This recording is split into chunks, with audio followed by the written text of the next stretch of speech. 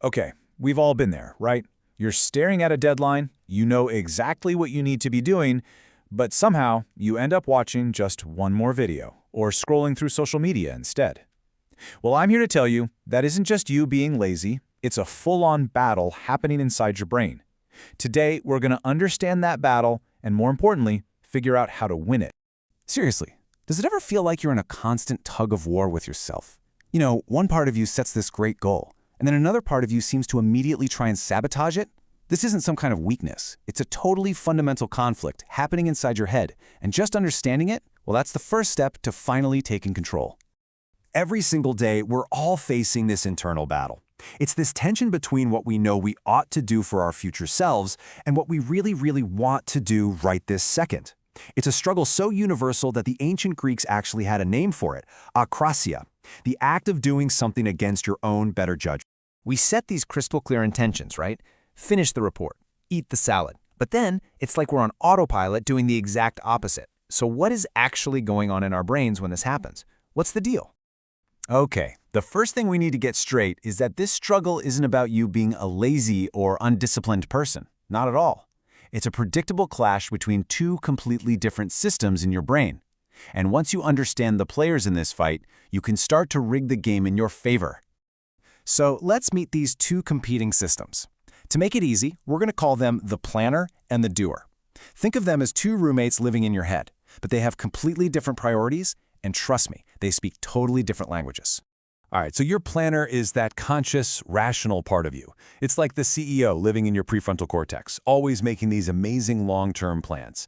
But then you've got the doer. The doer is this ancient emotional system. It's operating from these deeper, subcortical parts of the brain, and it really only cares about one thing: what feels good right now.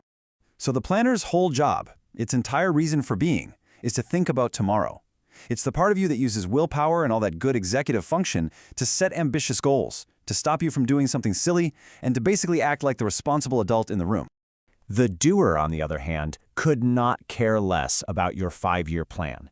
Its job is to react to whatever is happening in the immediate environment. It runs on pure instinct, raw emotion, and automatic habits.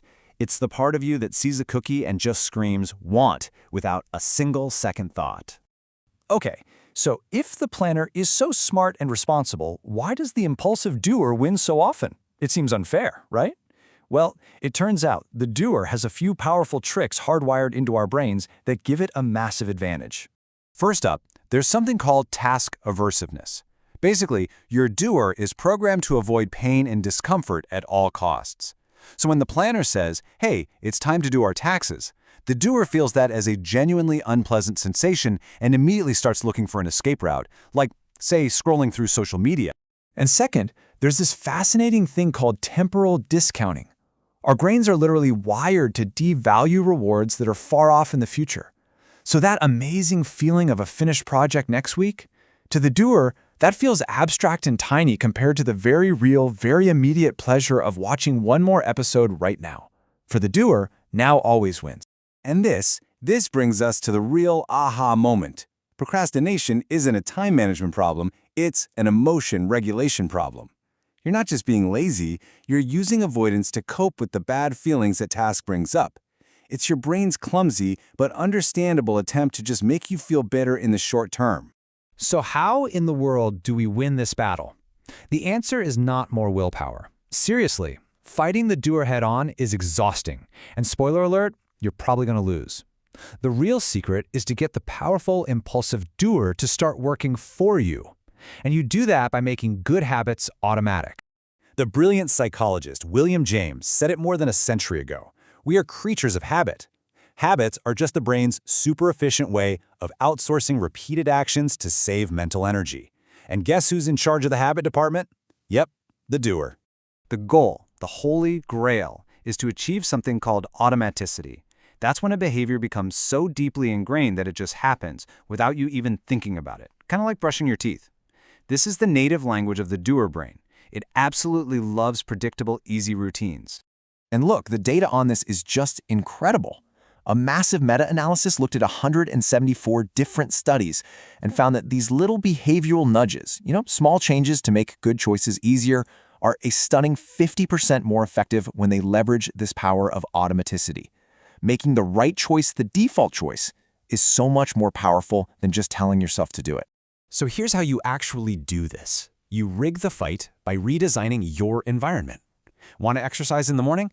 Make it easy and obvious. Put your workout clothes right next to your bed.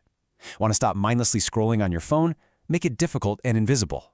Move those distracting apps off your home screen. You're literally handing over the boring details to your automatic doer. So what's the big takeaway here? It's a fundamental shift in your entire strategy. It's about getting away from that draining, willpower-heavy feeling that you ought to do something. Look, the losing strategy is trying to fight the doer with brute willpower, focusing on long-term goals it just can't see. The result? Procrastination. But the winning strategy is to work with the doer by focusing on immediate, super easy actions. The result is automaticity, effortless good behavior.